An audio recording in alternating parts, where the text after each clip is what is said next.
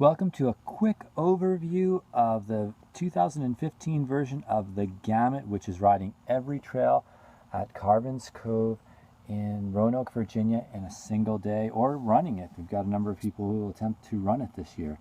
So the event starts at the Bennett Springs parking lot, and you begin by climbing Heidi Ho. It's a 1.6 mile single track climb, fantastic, gorgeous trail, which brings you to the Brushy Mountain Ridge, which is a fire road.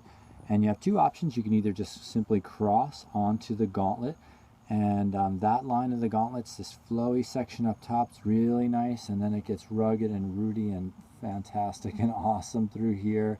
Just a classic, great downhill. Option two is when you hit the ridge, turn left, and you go for just a little while, and then you'll see the old gauntlet jump line, which the Blue Ridge Gravity crew has made. It's got big berms, tabletops, and if you are interested in getting some air, that's definitely the option you want to take. Then you go across Horsepen. It's a 1.5 mile trail at the bottom of the mountain here. And then you climb the Trough. And the Trough is also a great downhill. And you'll see somewhere right around here, there's an option to turn left for the mortals, or kind of stay straight for the expert line. And if you take the expert line, you'll see a whole series of sweet jumps. And that brings you to the ridge, and then you turn right along the ridge and you go 3.5 miles all the way. You pass the gauntlet, past Hemlock Tunnel, and just past Hemlock Tunnel you go down Jacob's Drop for half a mile, left on Kerncliff for just 4/10 of a mile before you turn right and you do a downhill on Tuckaway, which is fun and fast. You get to the bottom of the Tuckaway, you reach an intersection with Common and Enchanted Forest. You go across it onto Enchanted Forest. One of the most beautiful trails out here, although there's so many beautiful trails at the Cove. Then you reach Happy Valley. Actually, after Enchanted Forest comes out on Happy Valley, you have to bear right, and then bear right again to stay on Enchanted Forest. Then it comes out on Happy Valley again, which is Fire Road. You go right and immediately left onto Little Bell for 3/10 of a mile, which crosses Happy Valley. Then you're on Schoolhouse, 1.4 mile trail, which is stunningly beautiful. It goes right by the water in one section. Really good flowy trail and fun.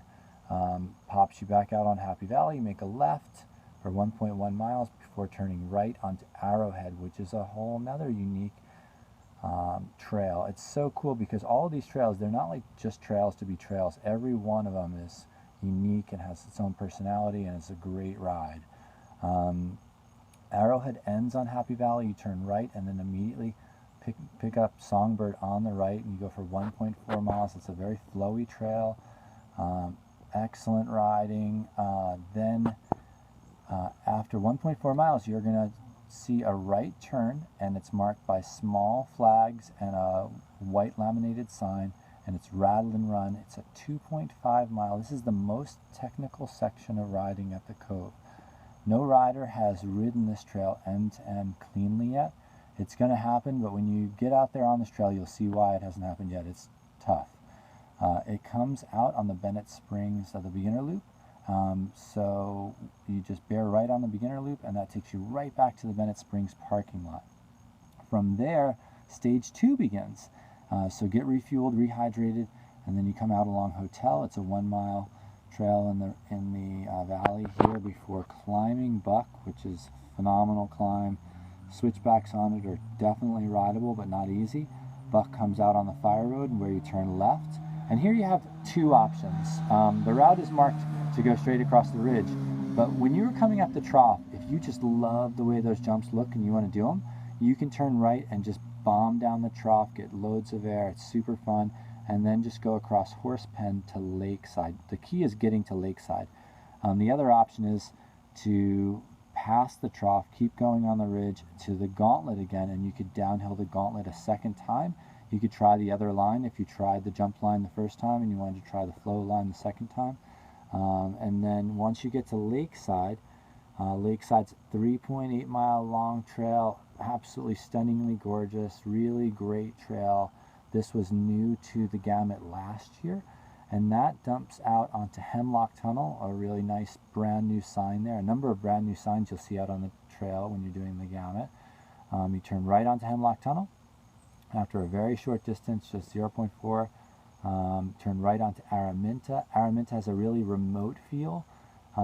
It's sometimes even hard to see the trail, but you'll find your way. It brings you out onto Kerncliff. Kerncliff, you'll turn left, and it starts out pretty mellow, but Kerncliff becomes the most punishing and challenging climb at the cove. It's just like you're looking at it, it goes straight up and it just keeps going. So it's very steep, very demanding. Hemlock Tunnel actually comes back into Kerncliff. You're going to go right past where it re-enters and turn right onto Comet. And this, at the top of Comet, is really rugged and rooty. A bunch of root drops, very rugged.